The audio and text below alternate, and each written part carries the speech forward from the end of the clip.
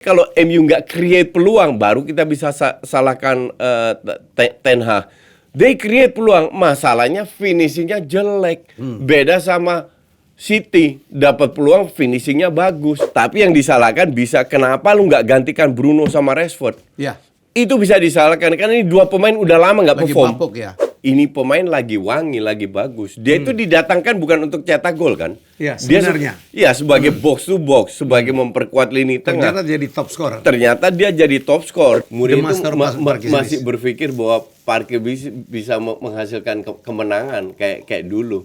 Dulu pemainnya berkualitas semua. Iya. Nah sekarang ketemu Roma, walaupun dia udah dapat ratusan juta juga, gagal total. Seperti yang you bilang, musim ini masih panjang. Ya. Jadi untuk fans Arsenal, gue selalu bilang enjoy aja. Mumpung lagi kita enjoy aja gamenya.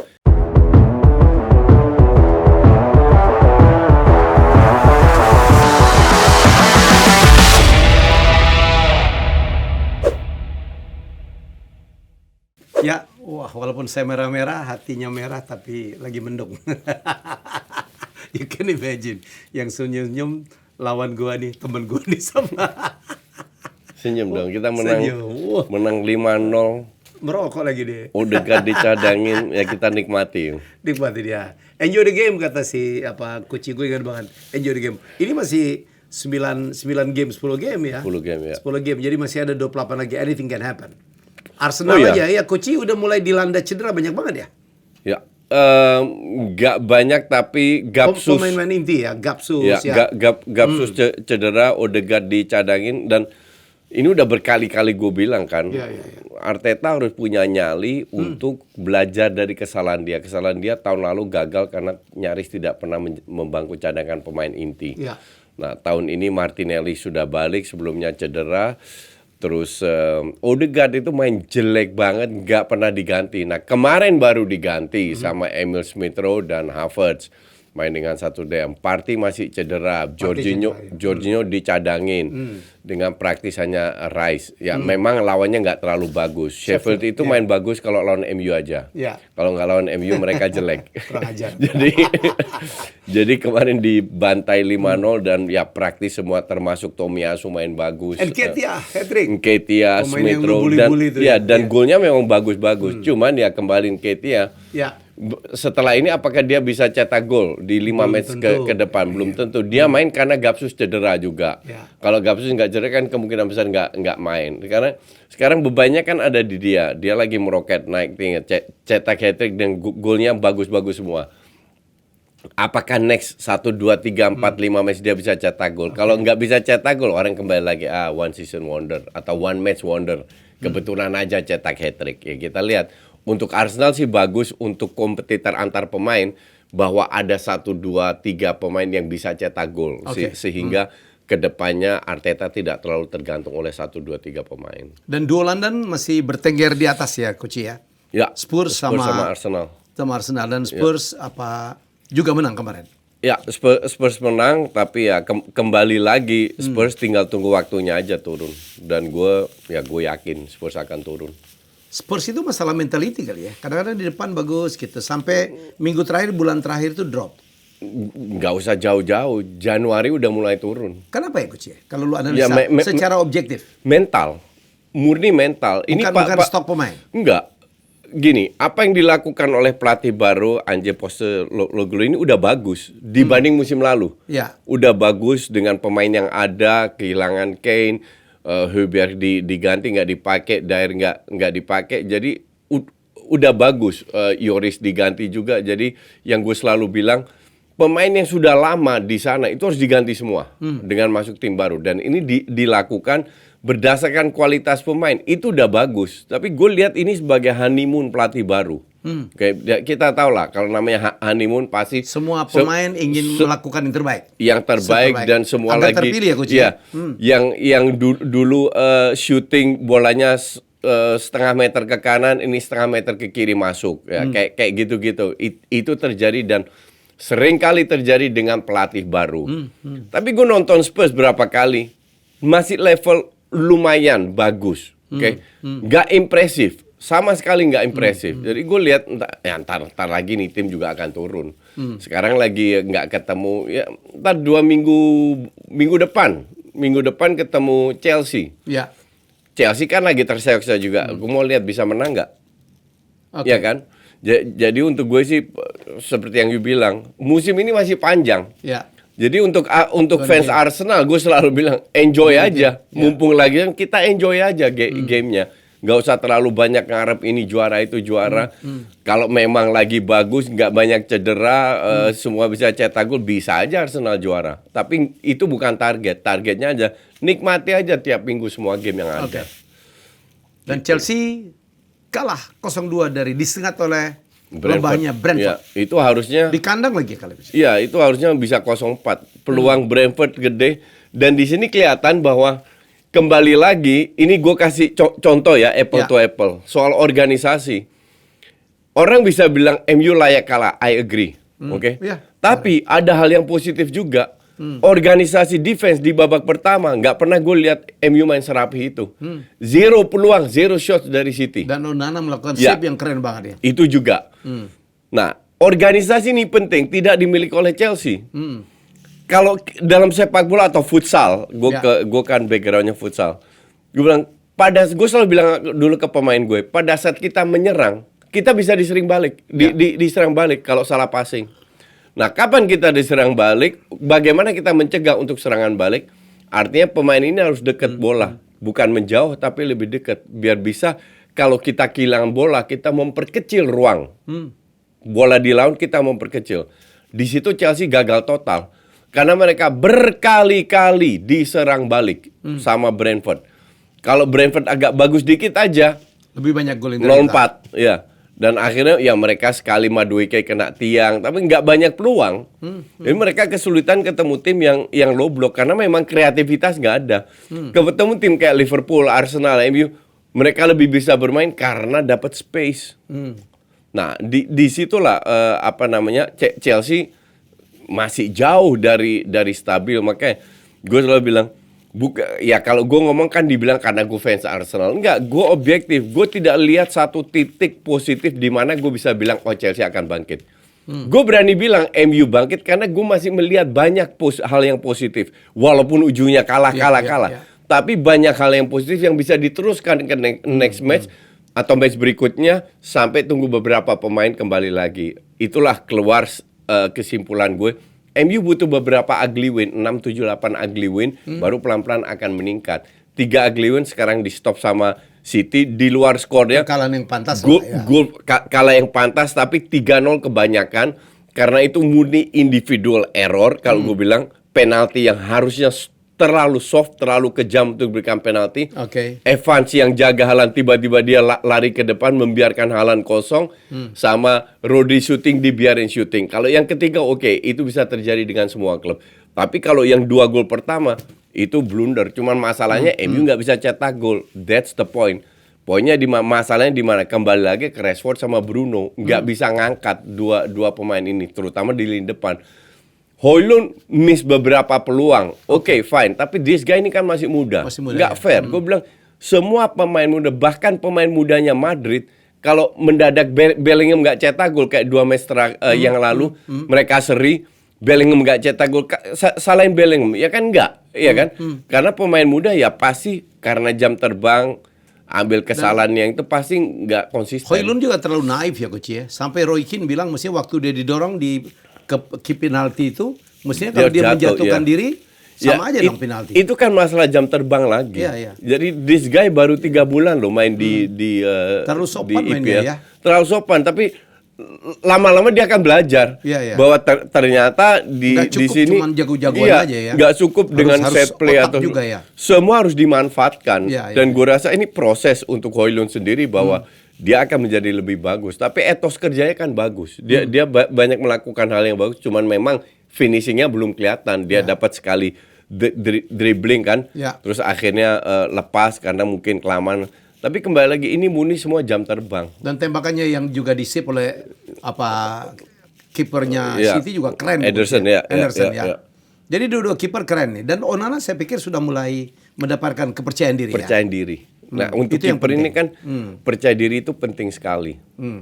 Coach, ada isu kalau katanya Ten Hag akan dibuang kalau Redcliffe masuk? Enggak lah, gua nggak ngeliat.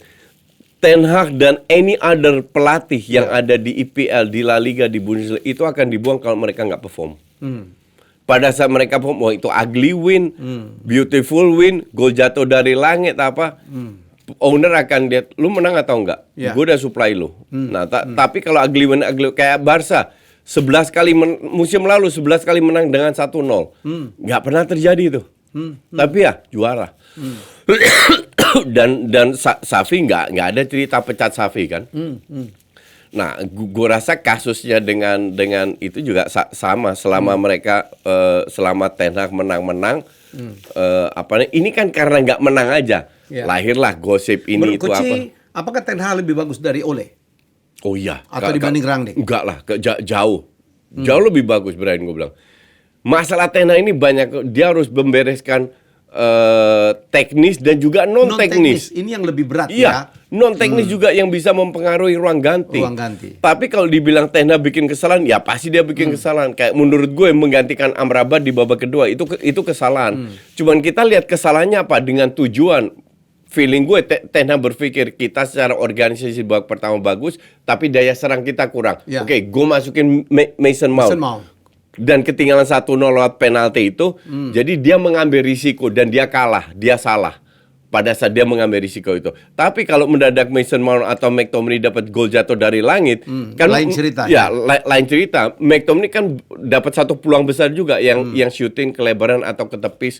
Terus Rashford dapat Rashford itu peluang besar loh. Yang berhadapan dia kontrol terus dia shoot. Terus Garnacho kalau nggak salah ada beberapa, bukan berarti MU nggak dapat peluang. Tapi kalau MU nggak create peluang, baru kita bisa salahkan Ten Hag.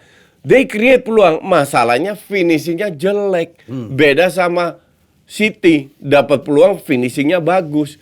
Peluang City juga nggak banyak-banyak amat. Ya, setuju. Gitu. Tapi gue lihat ball possession gila aja.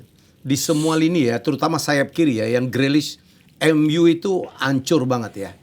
Enggak, ball possession oke. Tapi berapa peluang yang mereka create ball possession dari open play? Almost nothing. Ujung-ujungnya crossing. Sama tendangan penjurunya banyak banget sih. Ya, dan itu dimanfaatkan karena mereka punya Haaland. Beruntung Onana lagi bagus. Tapi ya kalau udah dapat satu penalti kayak begitu ya sebenarnya agak tolol juga dari Højlund melakukan pelanggaran seperti itu. Walaupun ini very soft ya. Karena bolanya juga nggak ke Rodri, ke belakangnya. Jadi ini bukan menghilangkan peluang. Tapi ya terserah wasit ini. Ya, ini 50-50 tapi in this case wasit memberikan penalti sama Evans. Evans gue lihat gol kedua itu dia udah ikutin Haaland. Tiba dia maju ke depan cover pemain lainnya. Haaland kosong sendirian. Haaland dikasih peluang gitu. Ya selesai. Nah, itulah individual error yang nggak bisa salahin pelatih juga kan seperti itu. Tapi yang disalahkan bisa kenapa lu nggak gantikan Bruno sama Rashford? Itu bisa disalahkan karena ini dua pemain udah lama nggak perform. Iya, lagi malah jelek. Banyak yang bilang sudah saatnya mungkin Ten Hag memberikan lebih kesempatan kepada pemain muda ya. Betul. Kobbie Mainoo udah mulai main. Garnacho siapapun lah. Siapapun at least pemain itu harus punya merasakan ada persaingan. Ada persaingan. Ada kompetisi dalam antar pemain ini. Bahwa kalau lu nggak main bagus, lu akan di bangku cadangkan. Seperti yang dilakukan Arteta sama Odegaard. Odegaard main jelek. Odegaard tarik, Jorginho tarik, menang 5-0. Padahal Sheffield rank 20 memang ini tim jelek. Tapi kan mereka bisa ngelawan juga. Ya lihat aja pas lawan MU kan dengan banyak otot mempersulit MU juga. Ya ini yang gua harap dilakukan Arteta lebih sering dan Ten Hag juga harus melakukan hal kayak begitu. Berani melakukan rotasi. Liverpool menang kenceng ya 3-0 dari Forest. Ya, Liverpool beruntung Luis Diaz nggak main karena kasus orang tuanya diculik kan. Dan beruntung sudah lepas dua-duanya. Jadi ya Liverpool is Liverpool digendong sama Salah kembali. Salah lagi on fire bagus ya? Lagi on fire, kemarin cetak gol lagi. Tapi mereka masih punya banyak yang jadi masalah Liverpool itu bukan lini tengah, lini depan tapi lini belakang. Lini belakang ya sekarang Konate cedera, gue nggak tahu kemarin main atau enggak, dan Van Dijk doang. Cuman Robertson nggak konsisten. Tsimikas bukan level Liverpool. TAA nggak konsisten, Joe Gomez bukan level. Ini belum ada tim yang bisa memanfaatkan. Tapi titik lemah Liverpool itu ada di belakang. Cuman ya kalau mereka bisa cetak banyak gol, ya Liverpool akan Ini PR bersaing. besar untuk Jurgen Klopp ya, Coach ya. Barangkali apakah rekrutan pemain baru kurang menurut Coach Nggak. Liverpool? Oke, tapi pemain baru ini kan butuh waktu juga waktu. untuk Nggak langsung nyetel, kompak, ya. nggak langsung nyetel. Cuman mereka kan lebih fokus ke serangan. Serangan itu punya banyak serangan. Jota, Luis Diaz, Nunes, Gakpo, iya. Salah. Jadi ada Lima gua nggak tahu. Ya ada 5 option yang bisa selalu dirotasi. Pemain tengah juga. Gravenberch sekarang masuk ke Szoboszlai sama McAllister. Mereka punya beli 3 pemain di samping Curtis Jones, Harvey Elliott dan lain-lain. Artinya ya mereka butuh waktu lagi untuk bermain lebih kompak. Jadi kalau Liverpool sekali-sekali seri atau kalah ya it happens. Oke. Jadi kalau kita lihat 5 besar, 6 besar, itu cuma Chelsea aja yang belum bisa terlalu naik meyakinkan ke atas ya Coach ya. Ya, karena murni kembali lagi bukan karena mereka kalah, permainan. Permainan itu pada saat lu terlalu bermain dengan dribbling dan crossing itu organisasinya udah lebih sering gone, hilang. Dan ini terjadi sama Chelsea. Tapi bukan sekali-sekali aja, sering kali mereka bermain oportunis seperti ini. Pelatihnya kan udah keren banget nih Coach. Betul, keren di atas kertas. Gue juga bingung kenapa Pochettino yang dengan Spurs mainnya keren banget. Bener-bener keren banget. Itu pun gue sebagai fans Arsenal, gue mengakui itu. Tapi nggak kelihatan sama sekali sekarang dengan Chelsea. Dan kalau beberapa pemain cedera iya, tapi nggak banyak pemain yang cedera itu rata-rata selevel dengan yang bermain sekarang. Mungkin Isu jadinya ya. Enzo dengan Nkunku mungkin 2 itu aja. Kemarin Enzo cedera. Cuman yang lain kayak Gallagher lah apa itu kan selalu main, selalu dipasang sama Pochettino.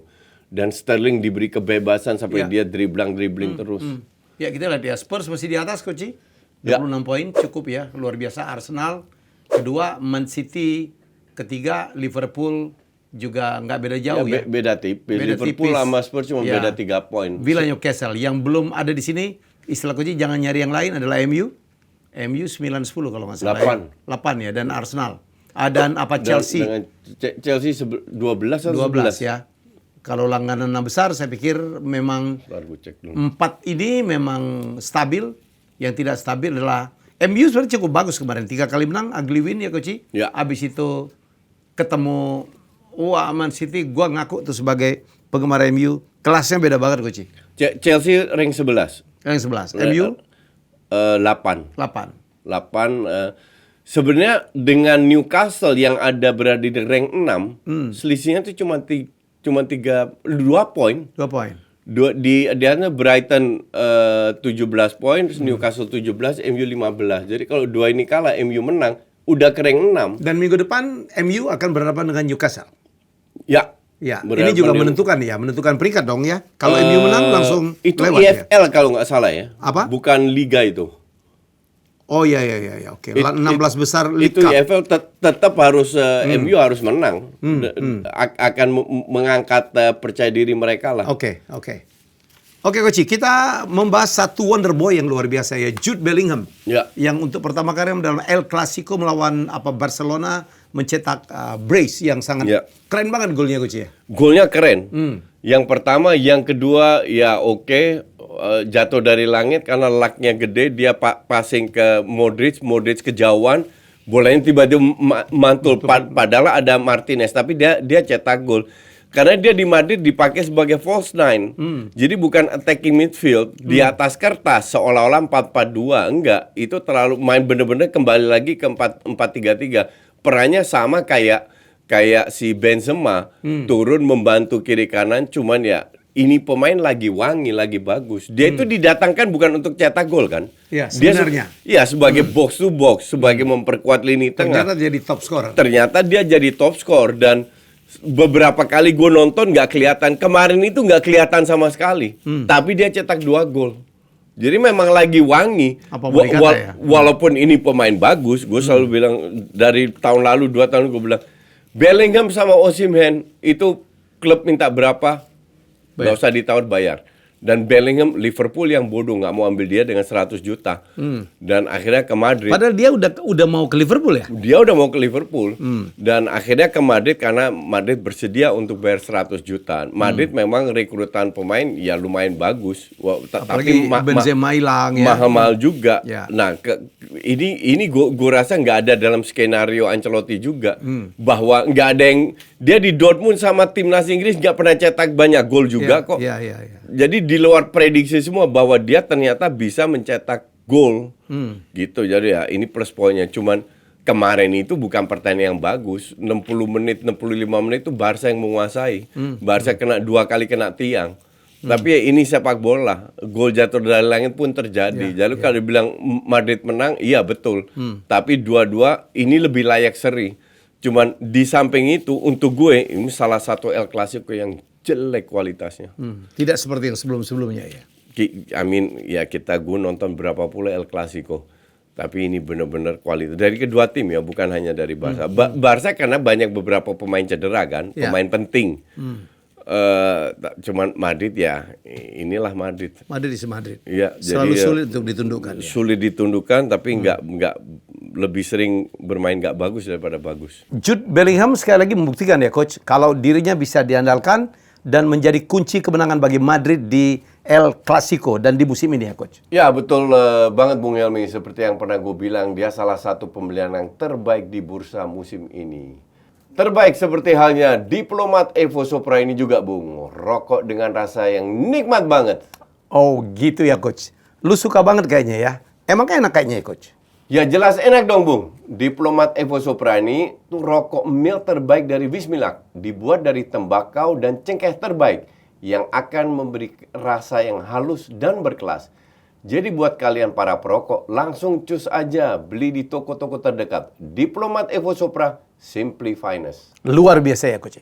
Ya dong Bung, makanya gue suka juga. Girona itu masih berkuasa di atas ya coach ya? Ya ini kan tim awal-awal. Sama kayak Spurs, tim awal-awal. Ntar berkuasa, ntar juga turun lagi.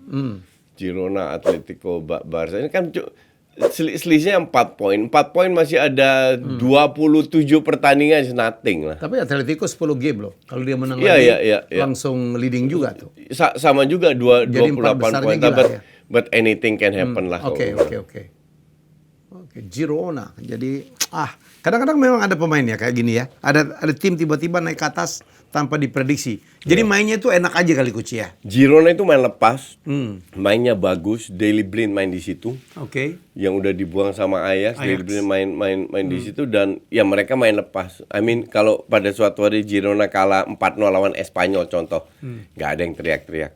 Girona kalau 3-4 kali beruntun kalah, nggak ada yang teriak-teriak. Selesai. Ya. Jadi Girona kalau kalah tuh ya orang bilang pantas walaupun ya. Pantas. Jadi ini sama coach waktu dulu Leicester tiba-tiba menang. Terakhir orang pikir wah sebentar lagi kalah nggak bisa disusul dan juara. Iya dan juara tapi tahun berikutnya sampai degradasi. Iya kan dan sekarang terdegradasi. Jadi untuk tim-tim itu biasalah. Selalu ada kejutan di awal musim di EPL. Spurs yang jadi kejutan sekarang. Newcastle kembali ke habitatnya rank 6, 7, 8.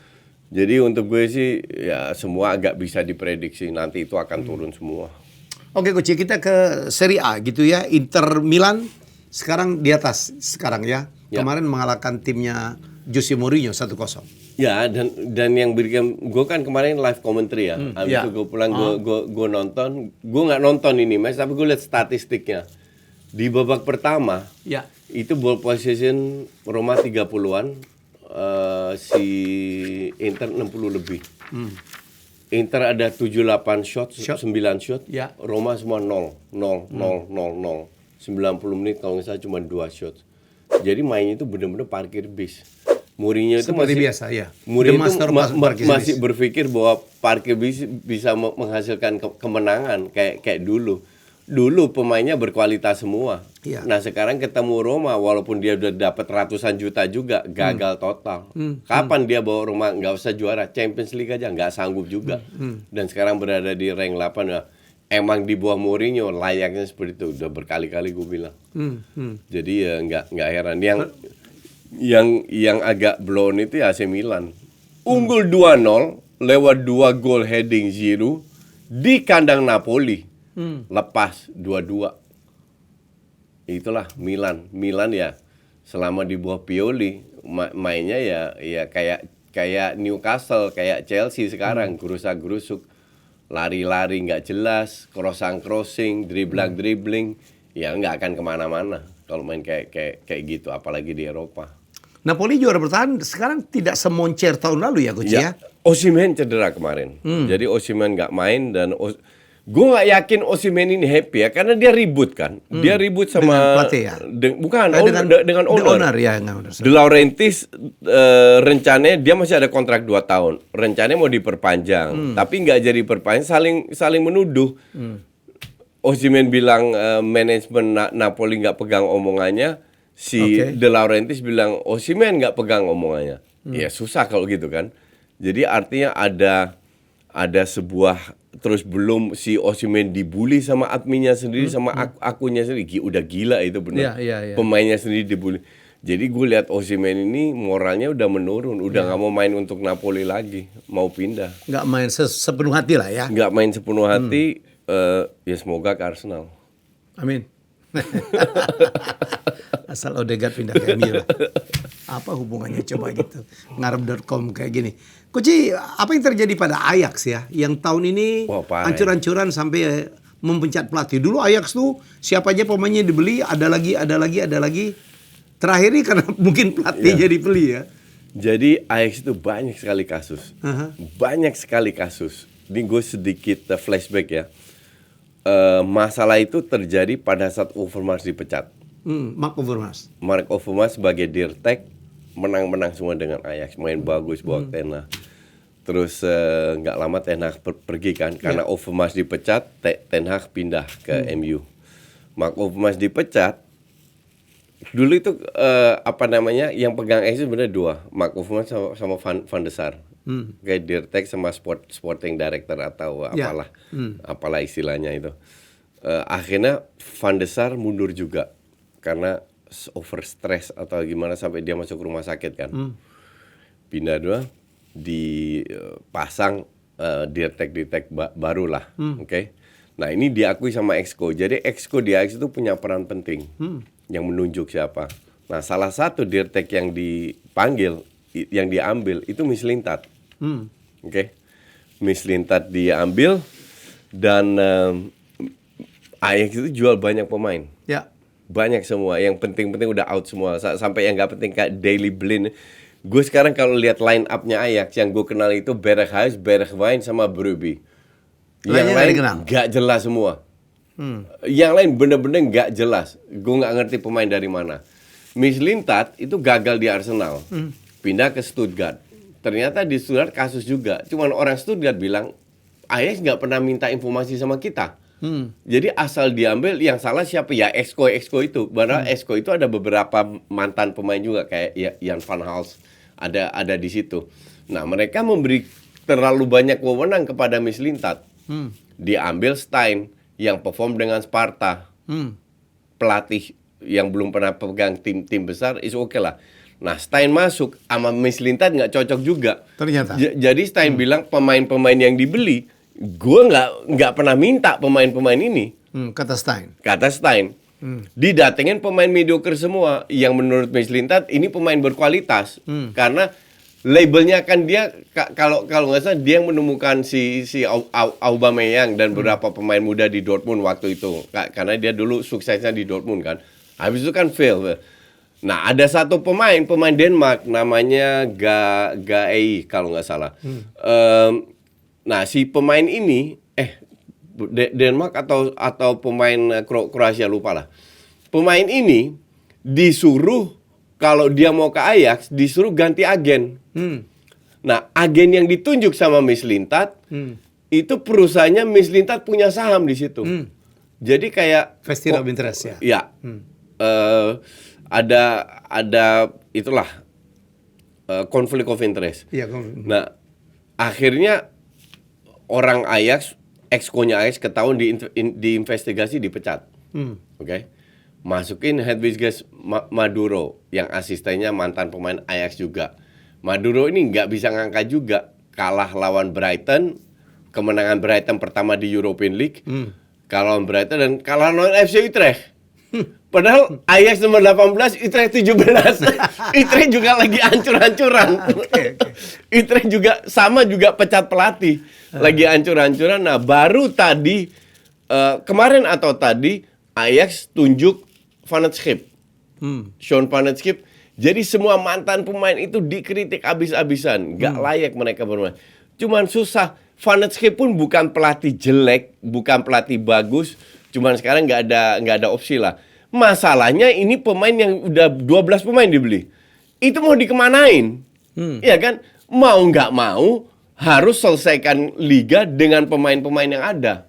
Ya kan? Padahal Ajax duitnya banyak. Iyalah, dari ratusan juta dari penjualan. Ada 300-400 juta cash loh. Yang orang lain cicil. Enggak, Ajax bisa bayar cash. Karena duitnya banyak. Nah, apakah mereka di Januari beli pemain? Feeling gue iya, tapi nggak banyak karena Ajax nggak mau beli pemain terlalu mahal. Cuma ini kan kembali lagi ke kualitas Dirtek dan kualitas pelatih yang selama ini di semua klub selalu diremehkan. Kenapa City sukses? Karena punya Begiristain, Soriano, CEO-nya. Dua-dua ini pernah kerja di Barcelona, zaman suksesnya Barcelona. Ditambah pelatihnya Pep. 3-3 Spanyol, 3-3 mantan Barcelona, 3-3 berteman, 3-3 cocok, mendukung filosofi sepak bola modern. Dan ada duitnya, yang nggak ada, ibarat nggak ada serinya lah. Ya. Nah, disitulah City sukses, ya kan?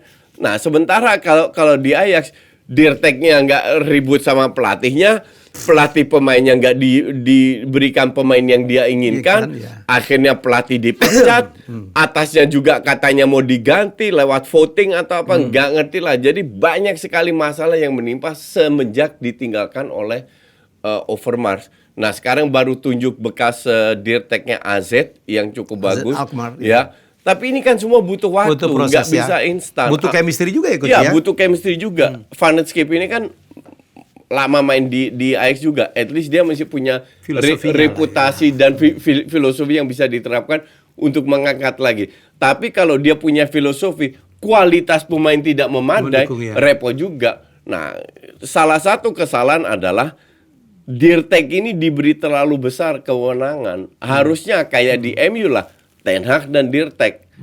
Pelatih itu harus punya suara dalam perekrutan pemain. Nah, itu tidak terjadi. Jadi semua masalah yang datang berimbas ke performa di lapangan, di mana banyak sekali pemain dari luar negeri sehingga komunikasi mereka bukan dalam bahasa Belanda, dalam bahasa Inggris semua. Dari klub antah berantah lah. Dikumpulin semua jadi satu ya. Gue nggak tahu apa yang terjadi, bisa aja Ajax kalau degradasi kayaknya sih enggak. Tapi feeling gue nggak masuk Champions League karena Twente, PSV, Feyenoord sama Vitesse, AZ lagi cukup stabil lah. Jadi Eropa kayaknya enggak, cuman survive bisa. Nah, tinggal tahun depan dibenain. Deadwood ini harus dibuang semua. Tapi kembali lagi butuh waktu. Gitu ceritanya Ajax. Apa yang terjadi pada Bayern ya, Coach? Enggak juga masih... Bayern kemarin menang 8-0 lawan Darmstadt, tapi juga Darmstadt main 9 orang. Bayern 10 orang. Jadi 8-9-10, jadi ya Bayern is okay lah. Bayern ini kan banyak sekali pemain yang berkualitas ya, yang skillful. Jadi untuk pelatih itu nggak gampang untuk menyatukan, membuat pemain-pemain ini patuh dengan sehingga terjadi sinergi kayak zamannya Hansi Flick di Munchen. Pemainnya nggak jauh beda seperti yang sekarang, tapi dulu kompak banget, dulu mah unbeatable itu, dan mainnya kerennya luar biasa. Bukan hanya menang, bukan menang trofi, tapi main juga keren banget. Udah kayak robot kalau gue bilang waktu zaman Hansi Flick itu. Nah, sekarang Tuchel ya mereka tetap menang-menang juga, cuman Tuchel ini kayak nampaknya lebih butuh waktu juga untuk membuat tim ini lebih menjadi kompak, solid ya. Menjadi solid itu nggak gampang. Karena terlalu banyak pemain yang udah puluhan tahun main, udah lama lah. Kayak Kimmich, Müller, terus Musiala, Gnabry, Sané kan udah lama semua di situ. Jadi ya butuh waktu lagi. Oke, menarik. Coach, kita membahas tentang preview 16 besar League Cup ya minggu depan. Everton Burnley. Uh, Gue jadi pegang Burnley nih. Burnley kayaknya. Ya. Ya, Everton tuh juga acur lagi banget. caur. Ya. Lagi caur ya. Oke, Ipswich Fulham? Harusnya sih Fulham, Fulham, harusnya. Tapi Ipswich ini juga giant killer kalau main di kandang. Kalau Fulham turunkan pelapisnya bisa aja Ipswich menang. Bournemouth Liverpool lah ya. Liverpool. Lagi bagus. Ya. Chelsea Blackburn, rame ini. Tapi Chelsea main di kandang Coach. Iya, tapi ya kalau Blackburn parkir bis ya belum tentu juga Chelsea bisa menang. Tapi nggak apa-apa, gue sih nggak masalah Chelsea menang. Biar mereka fokusnya terpisah. West Ham Arsenal. Dua match terakhir ini yang seru. Arsenal harus membuktikan konsistensinya dan West Ham nggak gampang. Kan kembali lagi pemain siapa yang diturunkan. Kalau kita bicara dua-dua turunkan pelapis, Arsenal menang karena pelapis Arsenal lebih bagus. Tapi kalau West Ham turunkan full team, Arsenal pelapis ya nggak yakin juga gue. Saya pikir West Ham nggak punya alasan lah untuk menurunkan pelapis lah ya. Betul, maka dari itu ya. karena mereka nggak main di Eropa juga kalau sekarang. Atau main, ya ini tergantung pemain yang turun lah. Nah justru tantangan ini untuk MU bisa nggak menang lawan Newcastle? Saya ragu nih. Menurut saya draw udah bagus ini. Kalau draw itu main di Newcastle kalau nggak salah. Ini mainnya di Man United. Kalau draw ya berikutnya akan dibalik ya. Jadi ya untuk gue sih semoga untuk MU nggak sampai draw. Jadi benar-benar 90 menit diselesaikan Newcastle.